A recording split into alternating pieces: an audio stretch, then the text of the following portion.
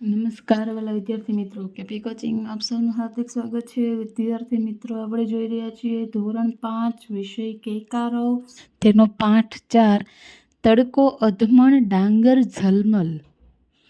આગળના વિડીયોમાં આપણે 1 થી 5નું સોલ્યુશન તો જોયું હતું સ્વાપોથીનું. આજના વિડીયોમાં આપણે જોઈશું પ્રશ્ન 6 થી 10. તો જોઈએ પ્રશ્ન 6. તડકો પાઠ વાંચો, નીચેના પ્રશ્નના જવાબ લખો. પહેલું જવાબ છે વસંતરાયના મનમાં એમ જ આવ્યું અને તેમણે હવાથી હાલતા પડદાને બારી પરથી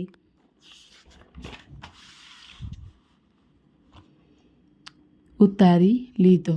બીજું જવાબ છે ઓછવલાલ સાણસો મંગાવવાનું કારણ એમ સમજ્યા હતા કે ઘરમાં સાપ નીકળ્યો છે, તેથી તે સાણસો લઈને આવ્યા.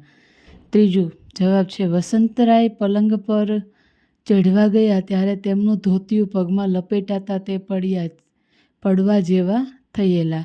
4 જવાબ આવશે તડકાથી સૌથી વધુ વસંતરાય ગભરાય છે. વસંતરાયની ચામડી નાજુક હોવાથી તેમને એમ લાગતું હતું કે હું દાઝી જઈશ. નંબર 5 જવાબ છે ફાયર બ્રિગેડવાળા પાણીનો બંબો, માછલી પકડવાની જાળી, પાણી છાંટવાનો પાઇપ અને વોટરપ્રૂફ કપડાં લઈને આવ્યા હતા. 6 જવાબ છે ફાયર બ્રિગેડ સાયરન વગાડતી આવતી હતી, તેથી બધાને ખબર પડી કે ફાયર બ્રિગેડવાળા આવી પહોંચ્યા છે. 7 જવાબ છે તડકો જોઈને લાઈ બંબાવાળાઓ દોડતા પાછા બંબ જઈને સાયરન વગાડતા વગાડતા પાછા જતા રહે છે. 8 જવાબ છે તરલિકાએ તેની બાને તડકાથી ચેતવવા માટે મોટેથી ચીસ પાડી અને બારી પાસે ન જવા કહ્યું. 9મું જવાબ છે મને સૌથી સાહસિક પાત્ર તરલિકા લાગી. તેમણે ઓછવલાલ અને ફાયર બ્રિગેડવાળાને બોલાવવાનું સાહસ તો કર્યું હતું. ત્યારબાદ જોઈએ સમજ આધારિત પ્રશ્નો. તો કે નંબર 10 જવાબ છે જ્યારે ઓછવલાલ સાણસો લઈને આવ્યા, તરલિકા કૂદકો મારી ખુરશી પર ચડી ગઈ ત્યારે હસવું આવ્યું.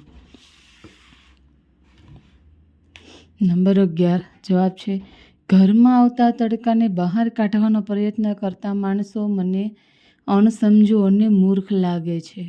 12 જવાબ છે મારા ઘરમાં આવી પડેલા તડકાથી બચવા માટે હું બારી પાસે પડદો લગાવી દઉં, બારી બંધ કરી દઉં, તડકો ન આવે તે માટે આડી વસ્તુ રાખી દઉં.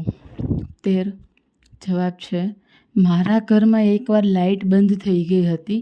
અમારા પાડોશીને ઇલેક્ટ્રિકનું કામ આવડતું હતું, તેમણે ફ્યુઝ બાંધીને ઘરમાં લાઇટ શરૂ કરી આપી હતી. 14 જવાબ છે ઘરમાંથી ઉંદર કાઢવા માટે અમે બજારમાંથી પિંજરું લાવ્યા છે. આ પિંજરામાં રોટલી લટકતી રાખીએ, ઉંદરને ખાવા માટે આવે અને તેમાં પૂરાઈ જાય પછી તેને અમે બહાર મેદાનમાં છોડી આવીએ છીએ.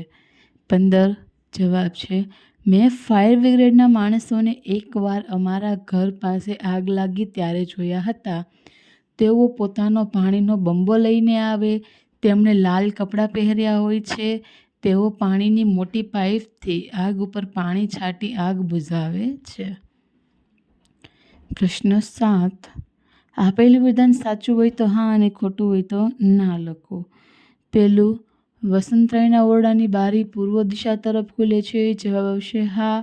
બીજાનો જવાબ પણ હા આવશે. તરલિકાનો અવાજ લાઉડ સ્પીકર જેવો મોટો છે. જવાબ છે હા. 3 વસંતરાય વસંત ઋતુ જેવા આનંદી સ્વભાવના છે. જવાબ આવશે ના. 4 તરલિકાને મમ્મી નથી ગમતી, તેથી તરલિકા તેમને બાડી કહી બોલાવે છે. જવાબ આવશે ના. 5 ઓછવલાલ રાજાને કહે છે હું હંમેશા જાગતો જ હોઉં છું. જવાબ આવશે હા. 6 વસંતરાયની ઉંમર વધતા તેઓ સ્વભાવી બાળક જેવા બની ગયા છે. જવાબ આવશે હા. નંબર 7 વસંતરાય ઓછવલાલ જેવા બહાદુર પુરુષો રહેતા હોવાથી તેમને એપાર્ટમેન્ટનું નામ નરસિંહ એપાર્ટમેન્ટ રાખ્યું છે. જવાબ આવશે ના. તરલિકા ભોંયતળિયે જ ઊભી રહે છે. જવાબ આવશે ના. 9 લાઈ બંબાવાળા આધમણ તડકાને જોતા જ ગભરાઈને નાસી છૂટે છે. જવાબ આવશે ના. 10 વસંતરાયના ઓરડામાં ઘણો બધો અવાજ થવાથી તેમની પત્નીને લાગે છે કે ઓરડામાં થોડો ખખડાટ થાય છે. જવાબ આવશે હા.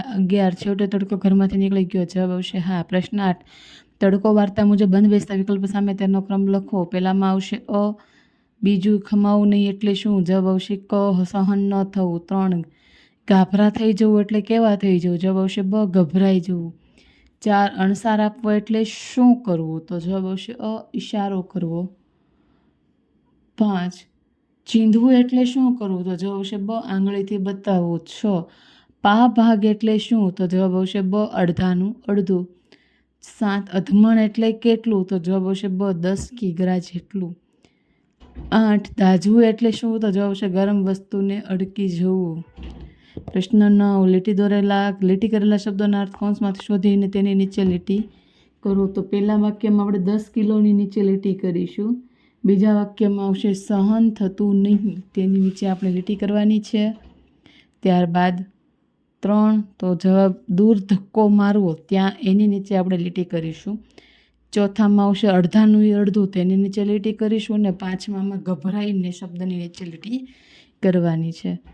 10 ખોટા વિકલ્પો છે કે યોગ્ય વાક્ય બનાવો. પહેલું, કચરો હંમેશા કચરા પેટીમાં ફેંકવો જોઈએ. ફંગોળવા ઉપર તમારે છેકો મારવાનો છે. બીજું, ચાલુ વાહનમાં બેસવા જતાં ફેંકાઈ ફંગોળાઈ જવાય તો ફેંકાઈ ઉપર છેકો મારવાનો છે. 3 અમે બધા તો બેન્ચ પર ચડી ગયા પણ રશ્મિ તે કંઈ ડરે? એણે તો કાંચીડાને પૂંછડીથી પકડી બારી બહાર ફંગોળી દીધો પર છેકો મારવાનો છે. 4 બગડી ગયેલા ફળ અમારે ફેંકી ફંગોળી દેવા પડ્યા, તો કે ફેંકી દેવા પડ્યા. 5 તો સળગીની ઉપર તમારે છેકો મારવાનો છે. 6 એમાં પણ સળગી શબ્દ ઉપર છેકો મારવાનો છે. 7 સળગતો એ શબ્દ ઉપર છેકો મારવાનો છે 7મામાં. 8 તો ભરાયો છે ત્યાં આપણે છેકો મારવાનો છે. અને 9મામાં આવશે પ્રવેશ્યા અને ભરાયા પર તમારે છેકો મારવાનો છે. થેન્ક યુ વિદ્યાર્થી મિત્રો.